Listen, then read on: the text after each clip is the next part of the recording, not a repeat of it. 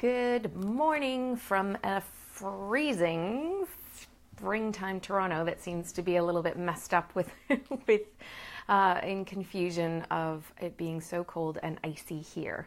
So I'm all tucked up in Sprout Right headquarters, grateful that there's some brightness out there today and even a little bit of sunshine. I'm seeing some shadows out my back window. My home office backs onto my backyard in a park, so I do have that to look at. How are you today?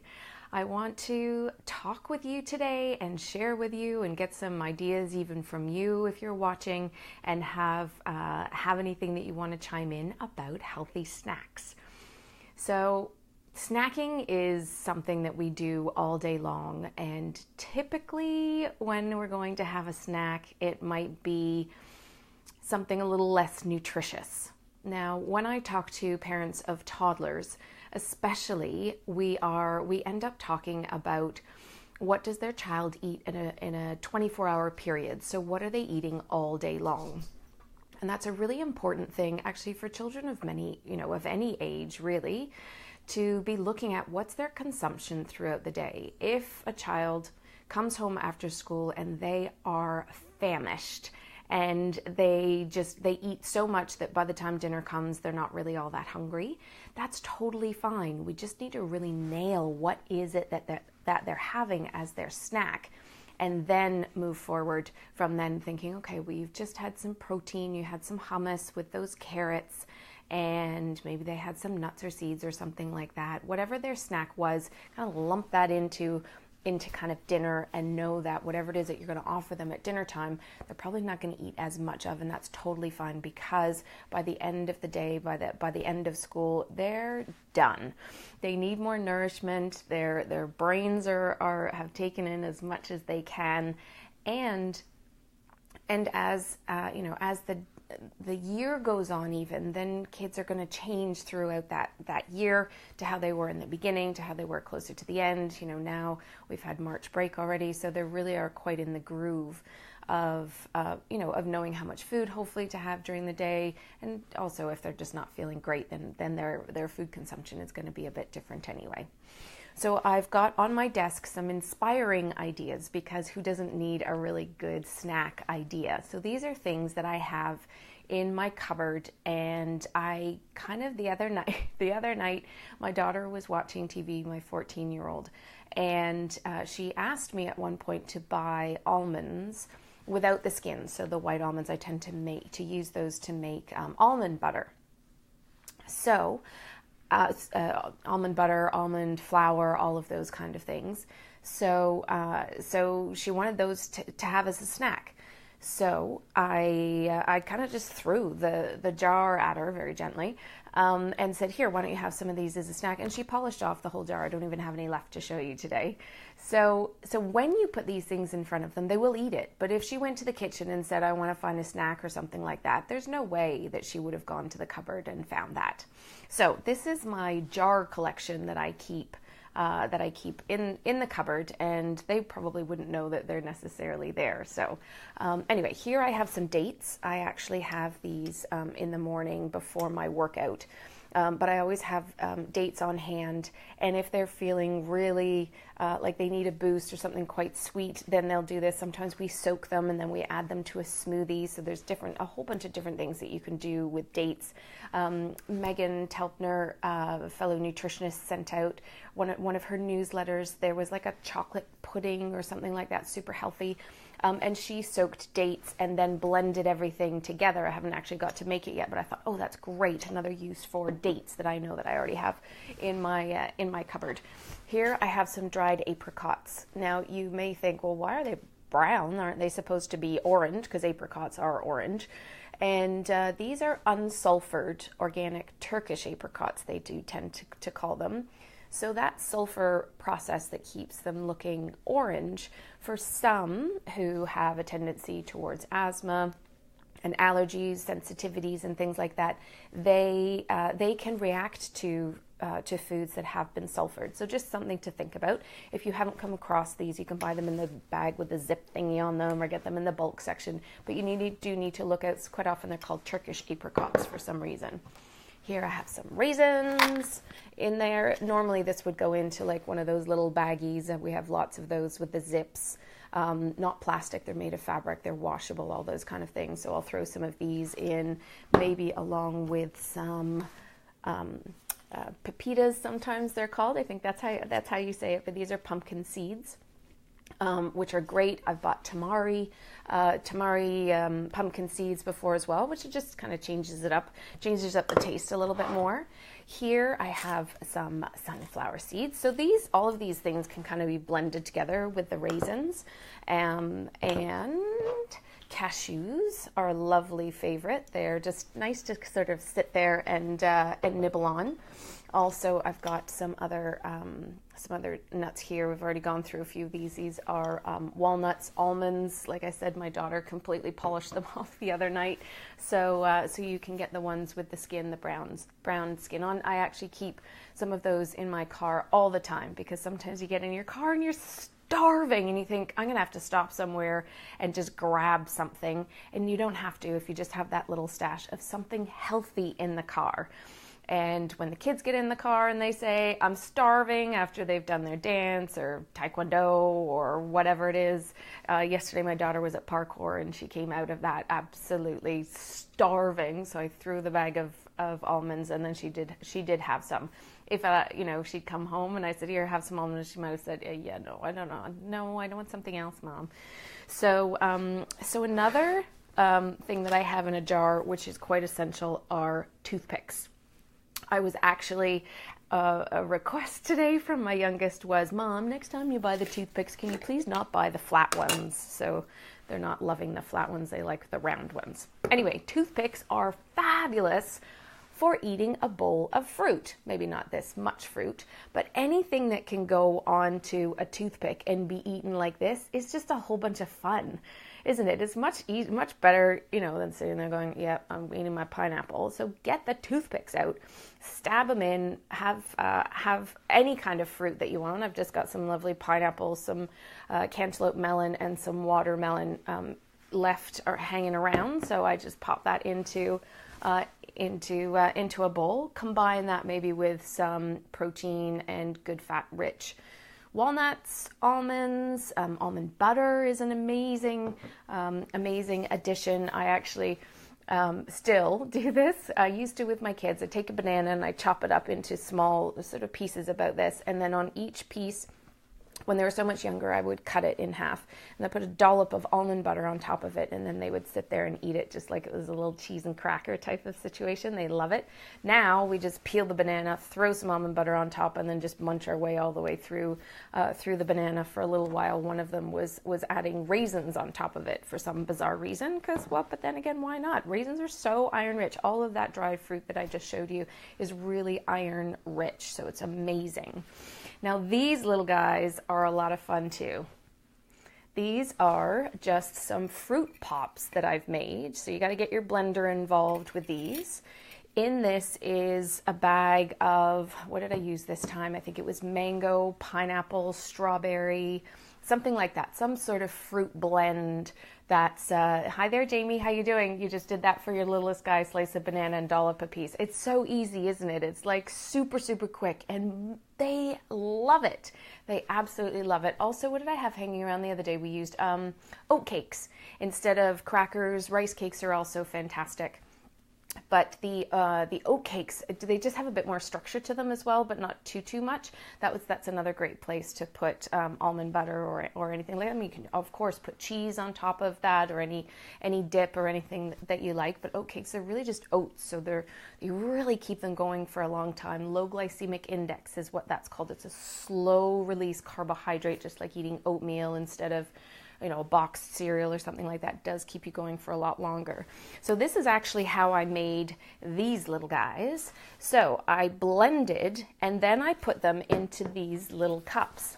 And a little sneak peek just for you is that a couple of weeks ago, or about 10 days ago, I was doing the photo shoot for the new for the second edition of Sprout Right, my book, which is coming out next year. There's quite a process to it, so don't worry, you can still get this Sprout Right until then.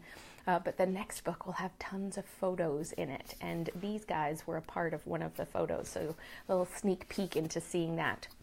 Anyway, so you can use Dixie cups. This was just a different size that that someone picked up for us. And then when it's time to take them out, Dixie cups pop a little bit easier. I think these were like little espresso cups or something like that. You can either just let them defrost for a minute, run them under hot water, or just cut them. I think my daughter cut them, and then everything just pops right out of here. I haven't done that to this one, obviously. It's still a little bit stuck in there. But then they all come out like this, and then they get to have their little popsicle party, and also get them to do this themselves. Get them in front of the blender, get your frozen fruit out, blend it up. You can, if you have this hanging around, make it yourself if you want, but these little guys are pretty handy. They're also great snacks. You can just put a little bit of applesauce in there just to smooth it out, just to get a little bit more yield. You can also just use the popsicle sticks and put them into ice cube trays. That's another great way. They quite like them, a little bit more like I don't even know what that's like. It's round. It's a bit more like an ice cream or something like that. So that also goes really well too. So those toothpicks and the popsicle sticks come in really, really handy when you want to offer some kind of different snacks. Now, the grab and go type snacks, of course, you've got bars and all sorts of different things that you can have, but it's actually really nice just to have all your collection of jars and kind of more homemade natural stuff. Frozen fruit, I find, is essential. So this is a little bowl of wild frozen blueberries. Give them a little spoon, or I don't think the toothpick's going to work with this situation, but they can sort of stir it or something like that. Depends on the age of your child. But anything frozen, they really, really enjoy. So this is my favorite. I don't know, from maybe even 9 months of age, 8 months of age. It depends on your baby. Even 6 months of age, if they're really great with their pincer grip, they're picking stuff up. Just to put these in their mouth. It's cold. It's a different sensation for them. So it's so great to be offering these little gems of powerful antioxidants. These wild blueberries, and also much safer than conventional from a choking hazard standpoint. You don't want them running around with blueberries in their mouth because they go. Because they stub their toe or something like that, and then it gets caught for a moment and everybody's heart stops for a little bit. Never a good situation. So any kind of frozen fruit is just fabulous to have on hand. I do buy mangoes and then just go, oh crap, totally have missed the boat with that. That's not great.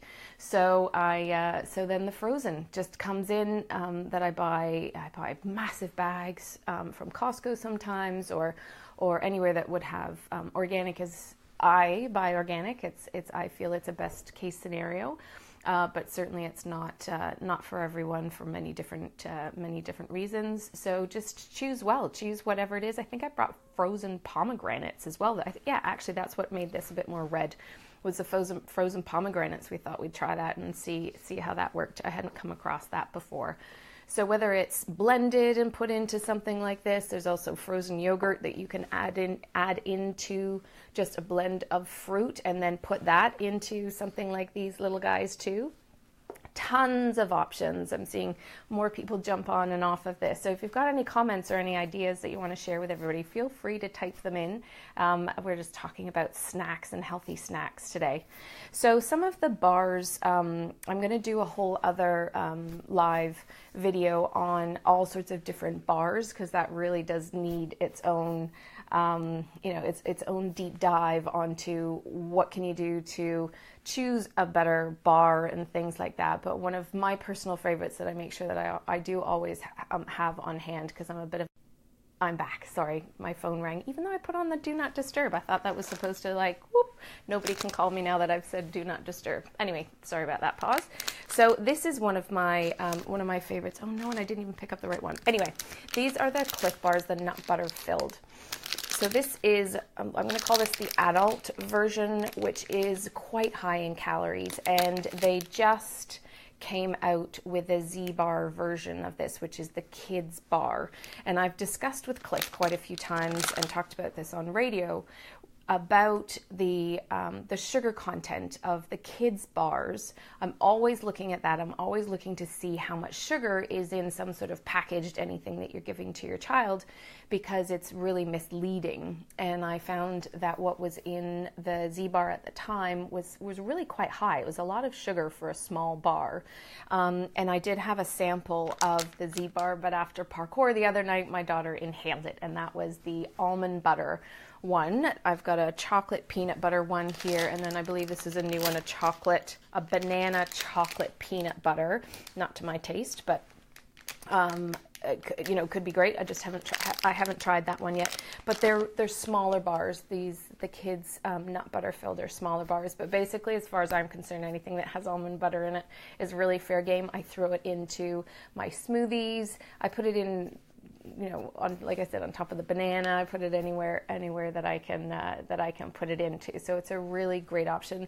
Not that peanut butter is a bad thing, but do make sure that you're buying it so you've just got peanuts in there. You haven't got the sugars and all of those extra things that you have with a lot of the other peanut butters that you buy, because we want to make these snacks as nutritious as possible. Depending on how much food your child is consuming in the day, this is a part of their everything that they're having throughout the day. This is their nutrient intake for the day. This is their vitamins, their minerals, their good fats, and all of those kind of things. And there are more good fats in walnuts and in almonds than in peanuts. So I'm not saying stay away from the peanut butter, but maybe just try and change it up. Sometimes you can get a blend of a whole bunch of different nuts as well, which is fantastic. And of course, for those who have allergies to them, pumpkin seed butter, which are just amazing. I don't know what it is about pumpkin seed butter. I remember I tried a Vega bar once, which had pumpkin seed butter in it, and it was so delicious. I was so surprised how yummy it was. And then you've got sunflower seed butter, and then also tahini, which is another paste which you tend to put into hummus or any dips. In my book, in Sprout Right, the greeny bean dip, I believe, the carrot spread has tahini in it. So it's a really great calcium-rich seed or paste to put into any kind of dip. So I've taken a whole bunch of different hummus recipes, and then I use white beans instead, and then I try all sorts of different things. Jamie's asking, have I made my own nut butters? I have, actually. So I have a Blendtec blender, and a while ago, because I have the big 4 square jar that goes on top of it, and it was useless. Well, not that useless. It was really hard. It was like take the lid off, scrape, all of that kind of stuff. And Blendtec, can blend an iPad, so it's not that it's not strong enough. It's just you don't always want to make a whole ton of almond butter, in one go. So I soak the almonds, and then I have a different blender jar which has the twist top on it. So it has these. I wish I had it here to show you. Has these 2 sort of things down the side. So as it basically goes in, then it's helping to scrape the sides, and then you twist that. Just a bit different to the Vitamix Temper. So you do need something pretty high powered. I don't think you could get through it with a hand blender. Food processor, I'm quite sure would do the trick too. So you can try it for sure. To kind of just get blending. But if you soak the nuts first, we're liberating a lot more of the nutrients, and also it makes it much easier to blend. If you just take your raw nuts and try and blend them, it takes a while. Sometimes people add in a little bit of oil just to get it moving, but I suggest just to soak them first, and then that softens them up so much. Yes, Jamie, give them a try. Just take them. I mean, let's say if I was going to use this, I would just fill it up with water to about here, leave it for maybe 4 hours, 2 to 4 hours at least, and then just you can drain, and then just tip the whole thing into your blender. But know that if you're only doing, I mean, this is a silly amount, but if you're just doing this much, then you're probably, it's not gonna move around so much. You sometimes need quantity to get everything moving. And also this, twisty thing is amazing for making my own hummus. My favorite thing to add into any kind of dip is roasted garlic. roasted garlic changes the taste completely. So I just take my garlic clove, throw it into some tin foil, and just put it into the oven for maybe half an hour, 45 minutes. Just takes the edge off it being really like hot.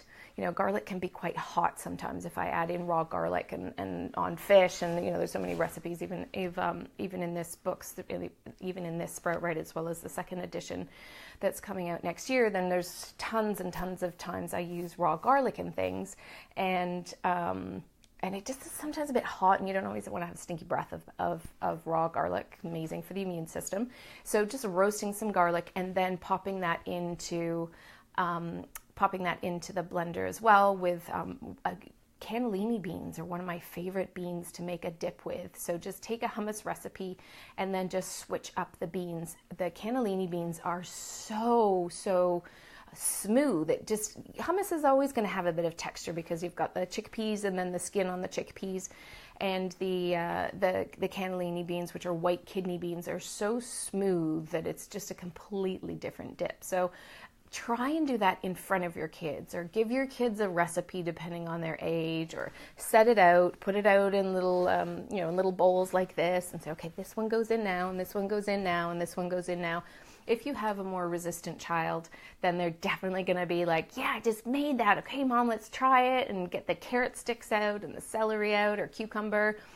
Zucchini is an amazing vegetable to be dipping into anything because it kind of doesn't really have any taste. It gets a really bad rap because when you cook it, it gets a bit sloppy, and a lot of kids don't really like that.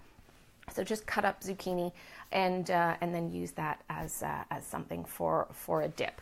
Anything colorful that you can get into the family in a day. So my little fruit bowl that I've got here, with anybody that's joined, where I was talking before about just using toothpicks. What a fun way to sit here and just mow your way through. Hear about after school when your kids get home. Just have this out. Whatever you have in front of them when they're hungry is what they're going to eat. If you have more junk foods, more packaged foods hanging around, then they're going to go for it. Always. What we do too. So this one here, this was my little espresso cup or Dixie cup. Blend up some fruit and then stick these little guys in. Your kids making these, they'll be like, are they ready yet? Are they ready yet? Why aren't they ready? I want to go and have some. And then you can also add in some yogurt to that to make up a little frozen yogurt. This is how they look when they're all done, for anybody who just jumped on. So these are fantastic little snacks for them now, even though it's freezing in Toronto, and I think I actually just saw some snowflakes. I think I'm going to go hide back under the duvet until spring actually comes. I do have some beautiful flowers on my desk, and I'm just going to bring them in just because it just like counteracts all the snow that we've got going on here in Toronto. Not for snacks, obviously, but anyway, they're keeping me going because boy, oh boy, this weather's insane. Thank you so much for joining me today. If you want any other information, I've got a bunch of meal plans with a whole bunch of different snacks and all of those kind of things in there. But otherwise, just reach out on Facebook, share your favorite snacks if you like. There's so many more that we could talk about, but I want to keep this short and sweet. So feel free to share with your friends. I saw that Kelly, thank you so much. You tagged Wendy, so she'll be able to see this too. So thanks so much for joining me today. If you've got any other topics you want me to talk about, then I'm happy to do that too. And I'll see you again in a couple of weeks with another new exciting topic that I'm not even sure what I'll be talking about just yet, because we like to go with what's happening and then also what other people want us to talk about, because it's all about you guys. All right, have a great day. Hopefully, if you're in another part of the world to the freezing cold Toronto, you've got some lovely sunshine and some warmth going onto your skin. All right, take good care. Bye.